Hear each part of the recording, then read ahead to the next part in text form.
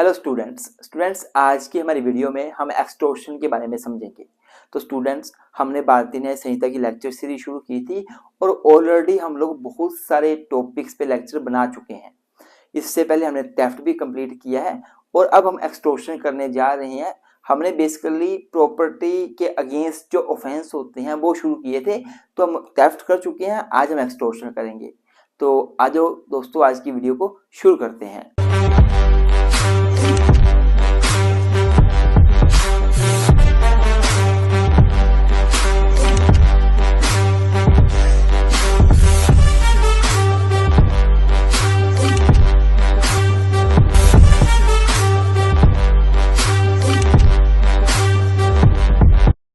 तो स्टूडेंट्स, अगर मैं एक्सटॉर्शन की बात करूं तो इतना मैं श्योर हूं कि बहुत सारे लोग ऐसे हैं, स्टूडेंट्स ऐसे होंगे जिन्होंने एक्सटॉर्शन शब्द नहीं सुना होगा और बहुत सारे ऐसे भी होंगे जिन्होंने सुना होगा।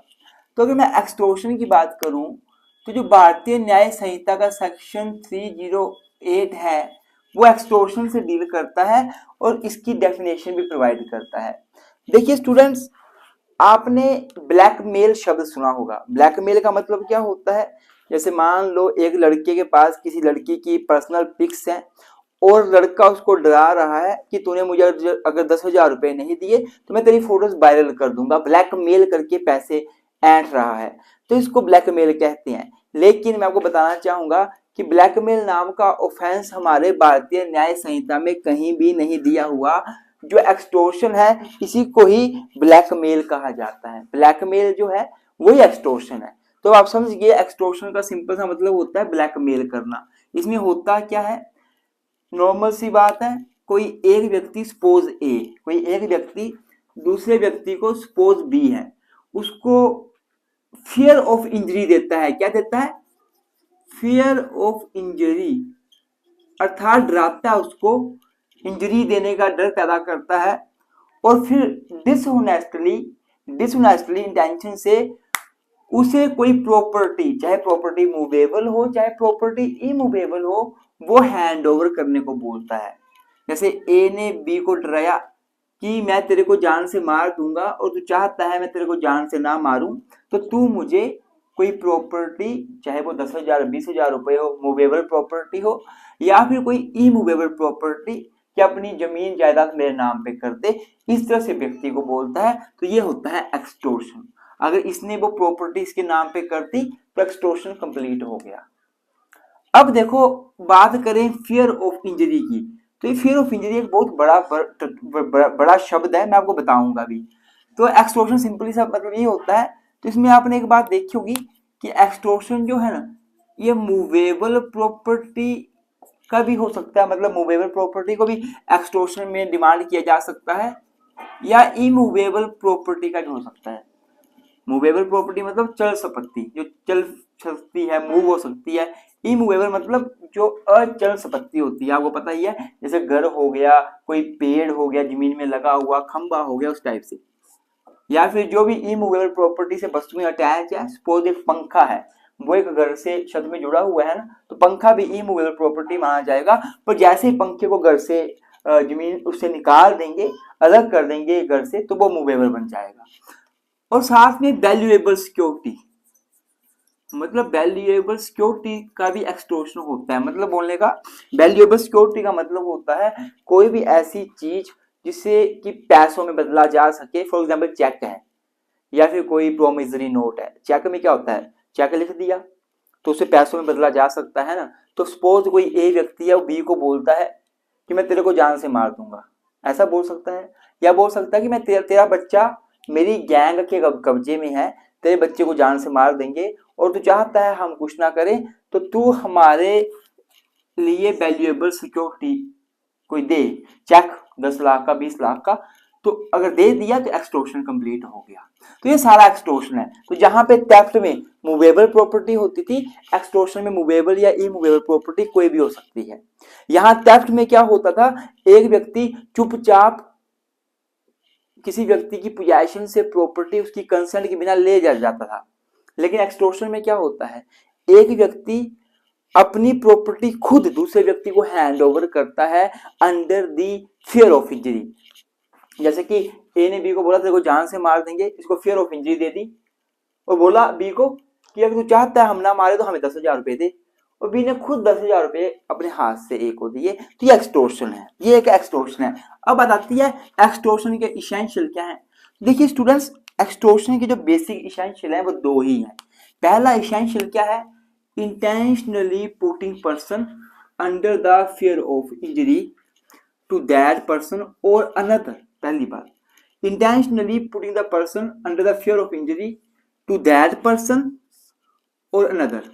दूसरा क्या है, the purpose is to induce dishonestly such person to deliver any property or valuable security.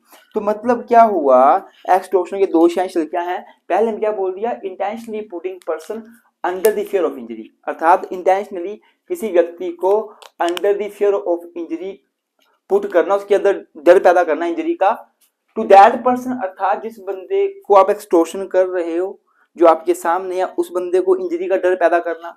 जैसे ए ने बी को बोला कि तेरे को जान से मार देंगे और तू चाहता तेरे को जान से ना मारे तो हमें 10,000 रुपए दे, तो टू दैट पर्सन जिससे पैसे लिए जा रहे हैं उसको ही फियर ऑफ इंजरी में डाला जा रहा है।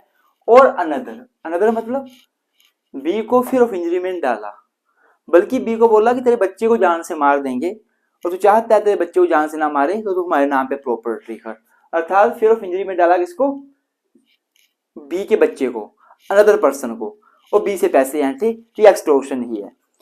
पहली बात आती है फियर ऑफ इंजरी का मतलब क्या है।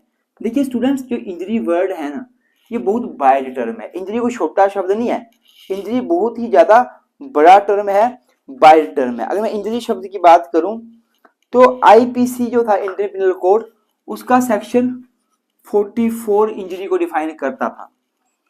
अगर इंजरी की बात की जाए तो इंजरी का मतलब होता क्या है, इंजरी का मतलब होता है, सुना ध्यान से, इंजरी का मतलब होता है injury to body, injury to mind, injury to reputation. Injury का सारा मतलब है, इंजरी का मतलब इंजरी टू बॉडी भी है, इंजरी का मतलब इंजरी टू माइंड भी है, इंजरी का मतलब इंजरी टू रेपुटेशन भी है, और इंजरी का मतलब इंजरी टू, ये सारी इंजरी इसमें आएगी। जैसे इंजरी टू बॉडी क्या है, ए ने बी को बोला तेरे को जान से मार देंगे या तेरे बच्चे को जान से मार देंगे, तू चाहता है ना मारे तो पैसे दे, इंजरी टू बॉडी होगी। इंजरी टू माइंड, जैसे किसी को इंजरी दे दी माइंड की, जैसे ए ने बी को फोन किया कि तू यूनिवर्सिटी के अंदर है, हमारे अकाउंट में 10,000 रुपए ट्रांसफर कर दे, नहीं तो देख तेरे साथ क्या होता है। तो यूनिवर्सिटी के बाहर आ और देख तेरे साथ क्या होता है। अब बी पूछ रहा है भाई क्या होगा अगर नहीं दूंगा तो, तू देख क्या होता है। ए बोल रहा है तू देख क्या होता है, तू देख क्या होता है। अब बी के माइंड में टेंशन डाल दी और बी ने पैसे भेज दिए, ये भी एक्सटॉर्शन ही है। या इंजरी टू रेपुटेशन, जैसे ए ने बी को बोला कि तेरी कुछ पर्सनल पिक्स या तेरी वाइफ की, तेरे बेटे की, तेरे भाई की कुछ पर्सनल पिक्स, न्यूड पिक्स मेरे पास है, मैं वायरल कर दूंगा, पूरे फेसबुक में फैला दूंगा, इंस्टाग्राम में फैला दूंगा, और चाहता है मैं ना करूं, मुझे पैसे दे। तो ये इंजरी टू क्या है, इंजरी टू रेपुटेशन, किसी का कैरेक्टर खत्म हो जाएगा इससे। तो इंजरी का मतलब बहुत बड़ा है।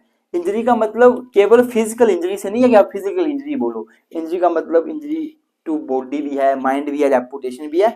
और जो आईपीसी का सेक्शन 44 था वो डिफाइन करता था इसको, इंजरी को। और अगर मैं भारतीय न्याय संहिता की बात करूं, भारतीय न्याय संहिता का section 2 sub section 14, section 2 sub section 14 जो है बीएनएस का, वो इंजरी को डिफाइन करता है। अब ये होगी इसकी बात, है ना। तो पहली बात क्या होगा, इंटेंशनली बंदा इस दूसरे व्यक्ति को under the fear of injury डालता है या किसी अन्य व्यक्ति को फियर ऑफ इंजरी में डालता है। अब इंजरी में डालने के बाद क्या करता है, उसे डिसहोनेस्टली, डिसहोनेस्टली का मतलब क्या होता है, सेक्शन 2 सब सेक्शन 7 में डिफाइन किया हुआ है। डिसहोनेस्टली मतलब जब एक व्यक्ति को रॉन्गफुल गेन होता है, दूसरे को रॉन्गफुल लॉस होता है, वो होता है डिसहोनेस्टली। तो व्यक्ति क्या करता है, डिसहोनेस्टली क्या करता है, वो उस व्यक्ति को जिसको under the fear of injury में डाला था उसको कोई प्रॉपर्टी डिलीवर करने को बोलता है। प्रॉपर्टी कोई भी, चाहे मूवेबल प्रॉपर्टी हो चाहे इमूवेबल प्रॉपर्टी हो। जैसे ए ने बी को बोला तेरे को जान से मार देंगे या तेरे बच्चे को जान से मार देंगे तो 10,000 रुपए दे, तो मूवेबल प्रॉपर्टी मांग रहा है। या ए ने बी को बोला तेरे को जान से मार देंगे और चाहता है ना मारे तो अपनी जमीन जायदाद हमारे नाम पे कर, साइन कर यहाँ पे, इमूवेबल प्रॉपर्टी होगी। और एनी वैल्यूएबल सिक्योरिटी, या वैल्यूएबल सिक्योरिटी मांगी जाती है जैसे कि चेक वगैरह मांगा जाता है, तो क्या है ये फिर एक्सटॉर्शन बन जाता है। दोनों चीजें कंप्लीट होनी चाहिए। तो क्या चीजें हैं, इंटेंशनली बंदा दूसरे बंदे को फियर ऑफ इंजरी में डालता है और फियर ऑफ इंजरी में डालकर डिसऑनेस्टली किसी प्रॉपर्टी को डिलीवर करने को बोलता है और वैल्यूएबल सिक्योरिटी को मांगता है। अब बात आती है पनिशमेंट क्या मिलेगी, क्या क्या पनिशमेंट दी जाएगी ऐसा एक्सटॉर्शन करने वाले व्यक्ति को। 308 क्लोज 2 बोलता है कि जो भी एक्सटॉर्शन करेगा he will be punished with the imprisonment of either description. Either description मतलब या तो होगी उसको सिंपल इम्प्रिजनमेंट या होगी रिगरस इम्प्रिजनमेंट। रिगरस क्या होती है, कठोर कारावास। सिंपल मतलब साधारण कारावास। या तो साधारण कारावास होगा, सिंपली जेल काटनी पड़ेगी, या कठोर कारावास होगा कि जेल तो काटनी पड़ेगी, जेल में काम भी कराया जाएगा। विच मे एक्सटेंड टू 7 ईयर, जो 7 साल तक हो सकती है। आईपीसी में ये केवल 3 ईयर तक था, यहाँ पे पनिशमेंट कम थी, 3 साल तक थी। अब बादी न्याय संहिता में 7 ईयर तक हो गया है। और विद फाइन, या फाइन हो सकता है, और विद बोथ, या दोनों हो सकते हैं, फाइन भी इम्प्रिजनमेंट भी। तो ये सारा आपने एक्सटॉर्शन में लिखना है। अब आगे बढ़ते हैं और आगे एक्सटॉर्शन और थेफ्ट में डिफरेंस कर लेते हैं। तो स्टूडेंट्स अगर मैं डिफरेंस की बात करूं तो आपको भी समझ आ ही गया होगा। सबसे पहले अगर मैं थेफ्ट की बात करूं तो सेक्शन 303 थेफ्ट को डिफाइन करता है, और वहीं अगर मैं एक्सटॉर्शन की बात करूं तो 308 डिफाइन करता है। अगर थेफ्ट की बात की जाए मेरे स्टूडेंट्स तो आपने देखा कि थेफ्ट जो है वो केवल मूवेबल प्रॉपर्टी का ही होता है, इमूवेबल प्रॉपर्टी का नहीं होता। लेकिन वहीं अगर मैं बात करूं एक्सटॉर्शन की, ये both movable and immovable property का हो जाता है। इवन वैल्यूएबल सिक्योरिटी का भी एक्सटॉर्शन होता है।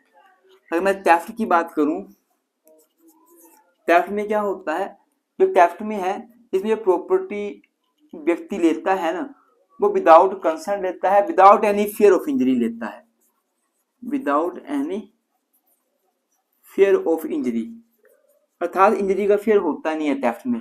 लेकिन अगर एक्सटॉर्शन की बात की जाए तो यहाँ पे एक व्यक्ति खुद अपनी प्रॉपर्टी दूसरे को देता है under the fear of injury, अर्थात एक्सटॉर्शन में फियर ऑफ इंजरी होता है। जो थेफ्ट है, थेफ्ट में क्या होता है मेरे स्टूडेंट्स, थेफ्ट में जो व्यक्ति है, जो ऑफेंडर है, वो खुद प्रॉपर्टी विदाउट द कंसेंट लेके जाता है, किसी दूसरे व्यक्ति की पोजीशन में से खुद लेके जाता है, किसी कंसेंट से लेके नहीं जाता। लेकिन अगर बात की जाए एक्सटॉर्शन की तो यहाँ पे कंसेंट होती है, तो कंसेंट जो है वो बाई फोर्सफुली ऑब्टेन की जाती है, मतलब व्यक्ति खुद अपनी प्रॉपर्टी सहमति से देता है, पर वो जो कंसेंट ली होती है वो अंडर दी फोर्स ली गई होती है। तो ये सारा कुछ आपने डिफरेंस में कर लेना है। तो स्टूडेंट्स एक टर्म आपको याद रखनी है, अटेम्प्ट टू कमिट एक्सटॉर्शन, अर्थात जो बीएनएस है उसका सेक्शन 308 क्लोज 3 जो है ना वो अटेम्प्ट टू कमिट एक्सटॉर्शन की बात करता है। ये बोलता है कि अगर आप एक्सटॉर्शन करने की कोशिश करते हो, जैसे फॉर एग्जांपल ए ने बी को बोला कि मैं तेरे को जान से मार दूंगा और तू चाहता है मैं तेरे को जान से ना मारूं तो मुझे प्रॉपर्टी हैंड ओवर कर दे, और बी ने प्रॉपर्टी हैंड ओवर कर दी, एक्सटॉर्शन कमिट हो गया। पर मान लो बी जो है ए को प्रॉपर्टी नहीं देता है, बी भाग जाता है, बच जाता है किसी तरीके से, तो इसको अटेम्प्ट टू कमिट एक्सटॉर्शन बोलेंगे। तो ऐसा करने वाले व्यक्ति को पनिशमेंट मिलेगी, पर पनिशमेंट अटेम्प्ट में कम मिलती है। कितनी मिलती है, जो व्यक्ति अटेम्प्ट करता है उसको 2 साल तक की जेल हो सकती है, या फिर फाइन हो सकता है, या दोनों हो सकते हैं।